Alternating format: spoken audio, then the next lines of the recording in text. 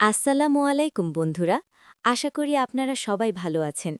আমিও আপনাদের দোয়ায় ভালো আছি। টক্সিক সম্পর্কে কখনো ভালোবাসা নয়। টক্সিক সম্পর্কে মানুষ আগে কাঁদে না। প্রথমে সে শুধু বুঝতে পারে না কেন এমন হচ্ছে, কোথায় ভুল হচ্ছে, কখন সব বদলে গেল। এই প্রশ্নগুলি একদিন তার দৈনন্দিনের সঙ্গী হয়ে যায়। কিন্তু সত্যি কথা হলো, এগুলো কোনো দুর্ঘটনা নয়। এগুলো হলো পরিকল্পিত কন্ট্রোল গেম।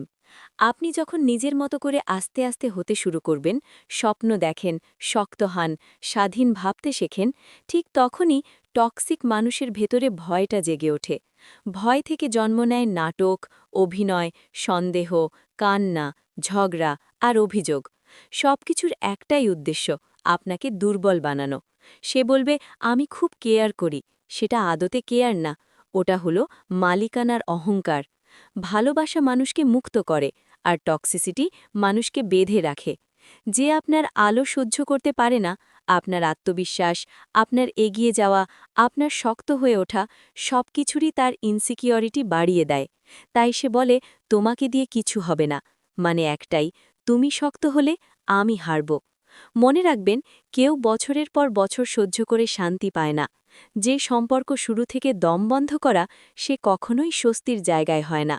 আপনি বাঁচেন মানুষ হয়ে বাঁচার জন্য, কারো মানসিক বন্দী হয়ে থাকার জন্য না। সংসার মানে দাসত্ব না, সংসার মানে অংশীদারিত্ব। শেষে শুধু এটুকুই, নিজেকে বাঁচান, নিজের শক্তিটা নিজের হাতে নিন। কারণ আপনার জীবন কারো কন্ট্রোলের রিমোট না, আপনার জীবন আপনারই। আশা করি ভিডিওটি আপনাদের কাছে খুব ভালো লেগেছে। ভালো লেগে থাকলে লাইক দিতে ভুলবেন না।